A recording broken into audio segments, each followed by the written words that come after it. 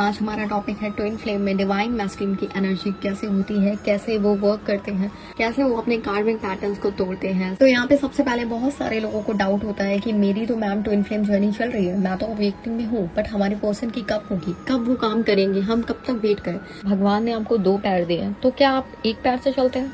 ऐसा तो कभी नहीं होता ना कि आप एक ही आंखों से देख रहे हो, एक आंख बंद कर दी। नहीं, आप हमेशा 2 आंखों से देखते हैं, हमेशा दोनों पैरों से चलते हैं, है ना। तो वैसे ही आपने यही मान लिया कि हम एक ही आत्मा के 2 हिस्से हैं। तो मेरी आत्मा तो एक ही है ना, मैं शरीर में 2 हूँ। ट्विन फ्लेम जर्नी में 7 स्टेजेस होती हैं, जिसको ट्विन फ्लेम डीएम और डीएम दोनों को मिलकर कंप्लीट करना होता है। चलिए जानते हैं वो 7 स्टेज कौन सी होती है एंड ट्विन फ्लेम में डीएम की अवेकनिंग कैसे होती है।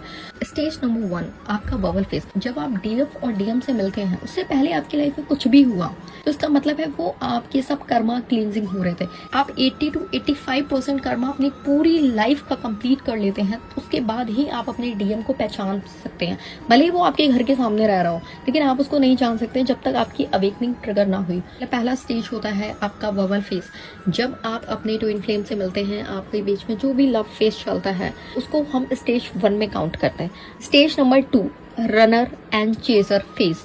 नंबर 3 आपका सेपरेशन फेज। अब ट्विन फ्लेम जर्नी में सेपरेशन फेज भी साथ में क्लियर किया। डीएफ और डीएम मेल या फीमेल बॉडी में कोई भी हो सकता है, यहाँ पे आप अपने अपने अकॉर्डिंग ले लीजिए। ज्यादा सेंसिटिव होती है, इमोशनल होती है, डीएफ का रोल प्ले करती है, एक्शन ओरिएंटेड होते हैं, इगोस्टेट होते हैं, आपसे रन कर रहे होते हैं, वो आपके डीएम रोल को प्ले करते हैं। सेपरेशन के बाद फेस होता है जब उनके लाइफ में कार्मिक की एंट्री होती है। तो आपको तो स्पिरिचुअल रास्ता मिल जाता है, आप तो डिवाइन की ओर चल देते हैं। कार्मिक की आपकी लाइफ में जब एंट्री होती है, उसी टाइम उसकी लाइफ में अवेकनिंग का प्रोसेस घट जाता है। बस दोनों की अवेकनिंग का जो स्टेज है वो अलग अलग होता है।